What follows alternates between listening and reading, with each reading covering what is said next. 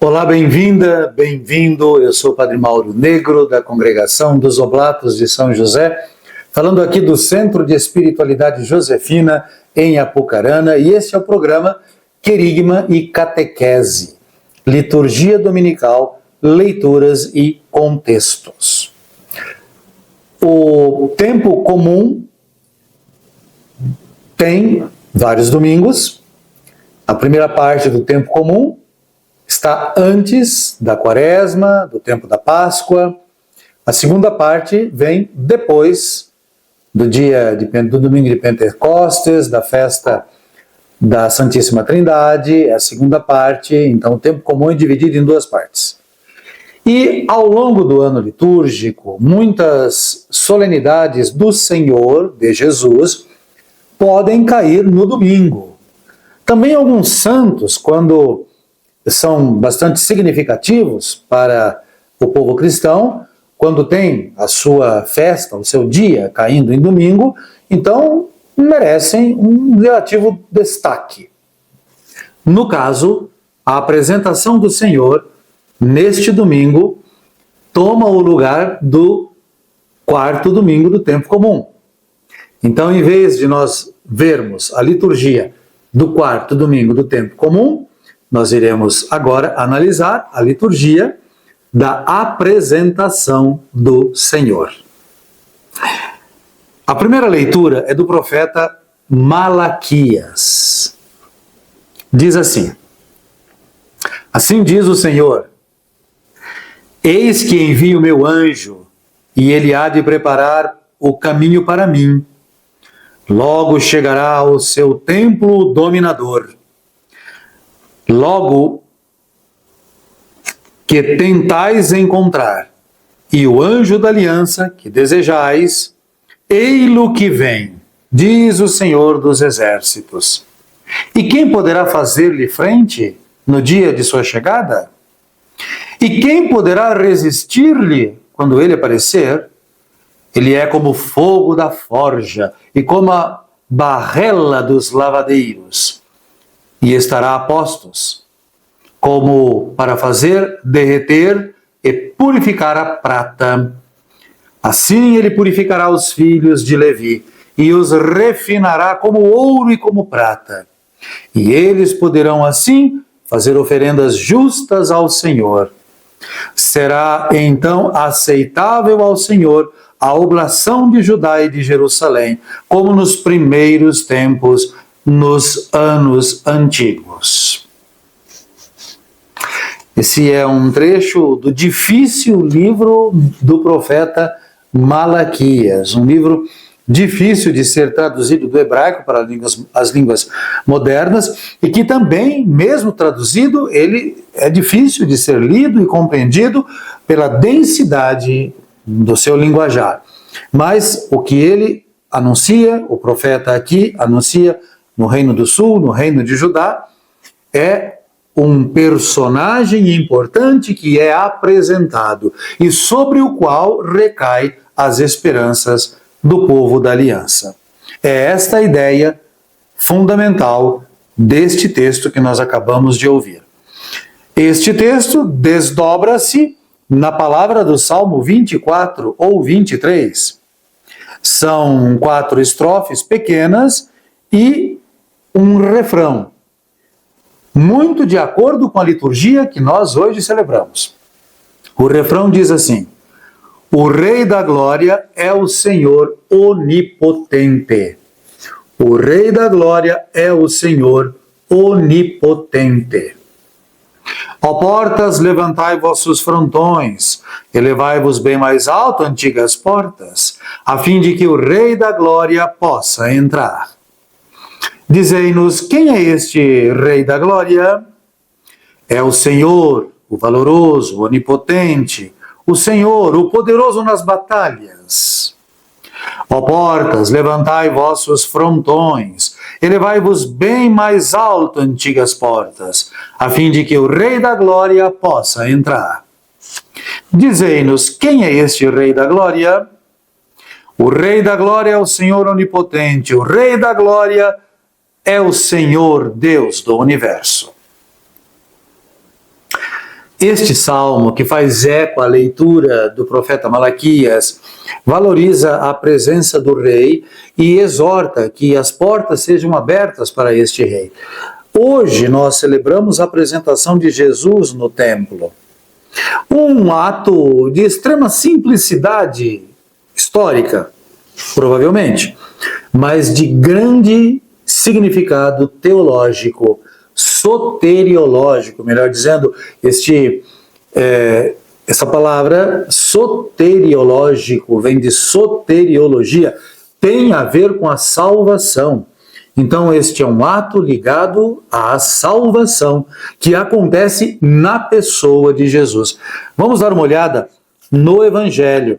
Nós temos 2 formulários para o Evangelho neste domingo, neste dia da apresentação do Senhor, que está caindo no domingo, dia 2, no domingo deste ano. Nós temos um formulário mais longo, que é do Evangelho segundo Lucas, capítulo 2, versículo 22 ao versículo 40, e depois nós temos um formulário mais curto, que é o mesmo Evangelho segundo Lucas, capítulo 2, versículo 22 ao 32. Eu vou aqui apresentar o formulário mais longo.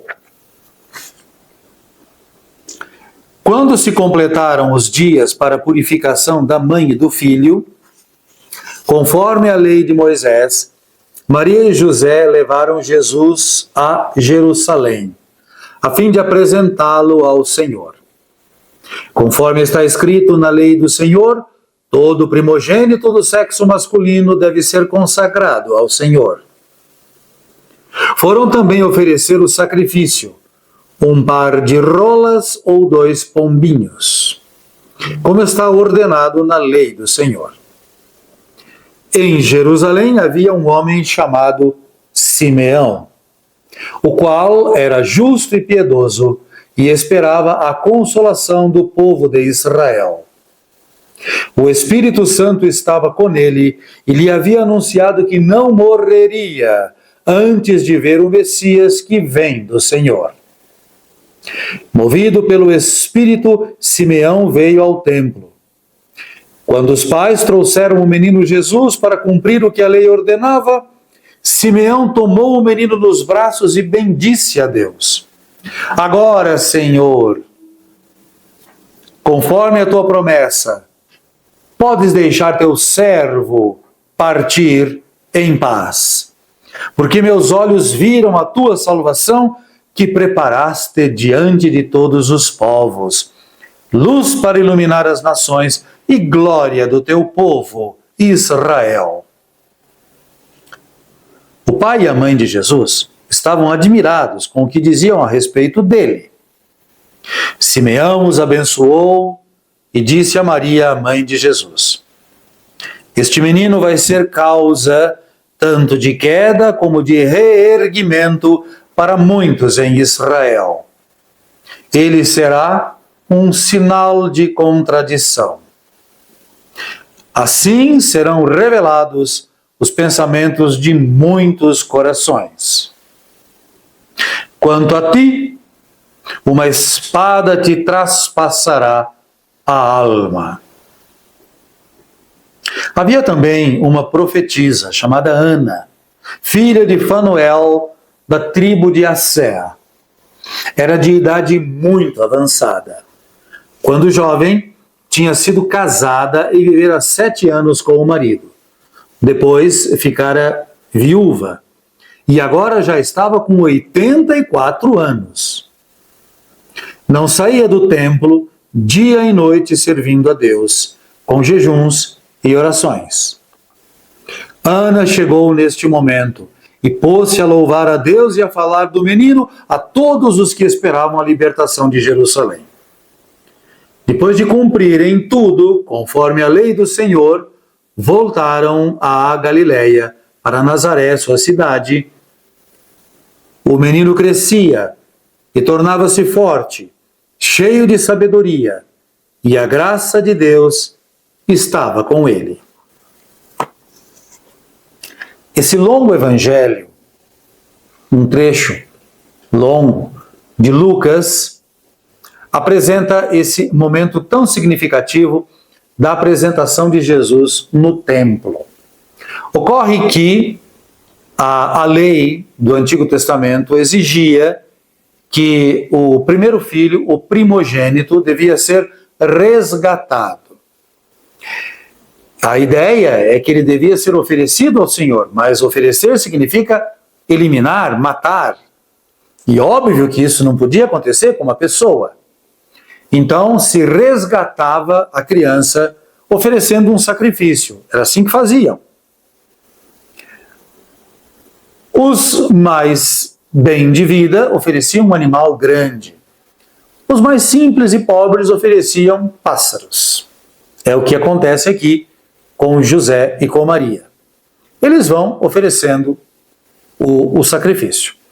E ocorre que aparece este homem, Simeão, e que por uma revelação interior ele entende que aquele menino que está nos braços de Maria e de José é o Messias. Então ele louva a Deus, ele exulta de alegria, inclusive ele diz: agora eu posso morrer em paz, porque eu vi a salvação. Interessante que ele usa esta expressão, salvação. Muito interessante, porque ele poderia dizer a vitória do povo da aliança.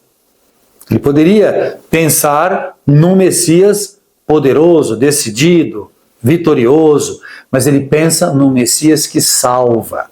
E isso é muito interessante, porque é assim que Jesus quer ser depois reconhecido. Ele se volta para Maria, que com José estão os dois assim admirados com aquilo que estão ouvindo, que está acontecendo, e enfim, mas ele se volta para Maria e anuncia que aquele menino é sinal de contradição. De fato, Jesus é um sinal de contradição. Muitos rejeitam a Jesus pelo que ele representa, muitos aceitam Jesus pelo que ele fala. Alguns ignoram, outros duvidam. A obra de Jesus, que é a igreja, é aceita ou rejeitada.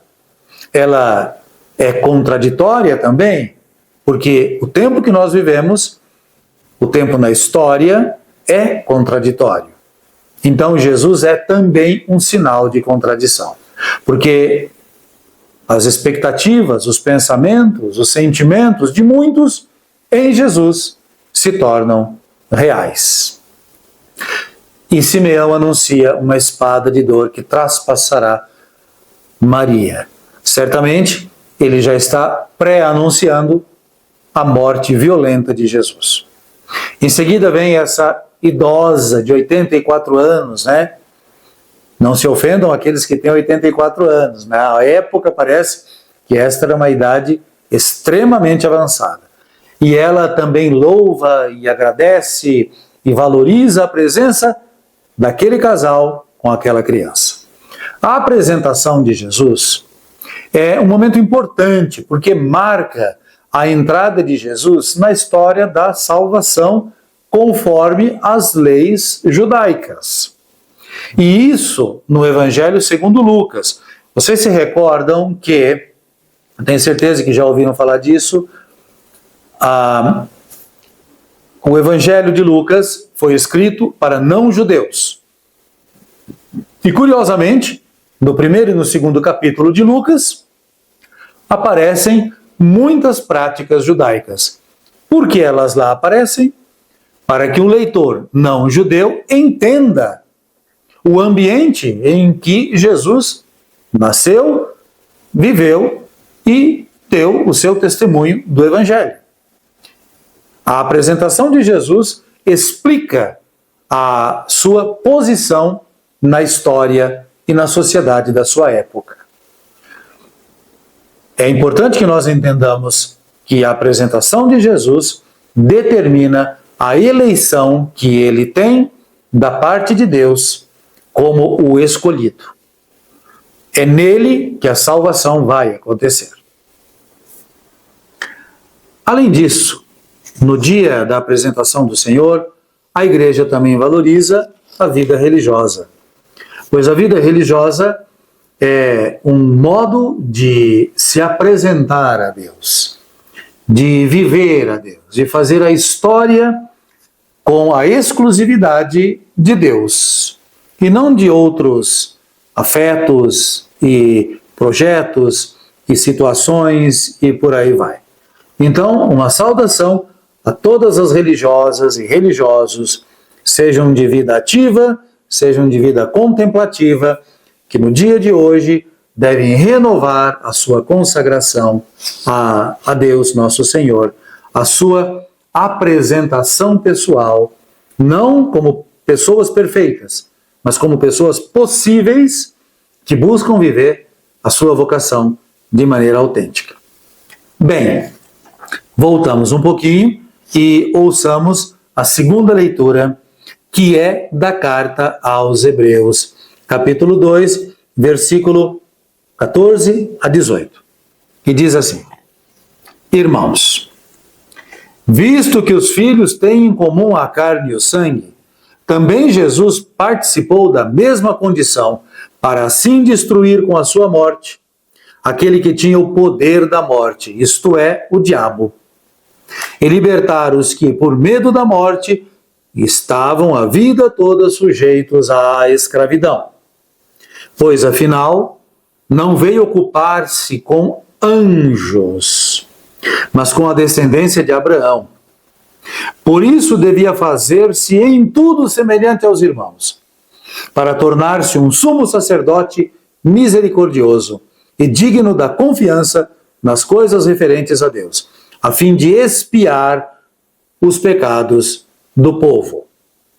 Pois tendo ele próprio sofrido ao ser tentado, é capaz de socorrer os que agora sofrem a tentação. Essa carta aos Hebreus, apresentada no dia da apresentação do Senhor, ela evidencia a pessoa de Jesus como alguém que está na história e que realiza sua vocação como judeu. Então Jesus é apresentado no templo, porque ele é um filho de pai e mãe judeus. E ele realiza a história a partir das práticas, dos compromissos que ele e seus pais assumem de verdade. Ele vem para salvar, não anjos, mas para salvar pessoas reais. E ele então partilha da humanidade todos os limites possíveis e imagináveis. A apresentação de Jesus no templo é também uma maneira de dizer: Jesus entra na nossa história para fazer-se um conosco e para salvar-nos, dando-nos assim um horizonte. Não um horizonte que termina com a morte, como aqui é dito, e que causa tanta angústia para tantas pessoas, mas um horizonte de eternidade, que nos faz esperar algo além dos nossos dias. Tomara que nós entendamos isto. Eu sou o Padre Mauro Negro, da Congregação dos Oblatos de São José. Este é o programa Querigma e Catequese, Liturgia Dominical, Leituras e Contextos. E eu estou no Centro de Espiritualidade Josefina, em Apucarana, ao lado do Santuário São José. Eu vos agradeço e desejo a todas e todos graça e paz.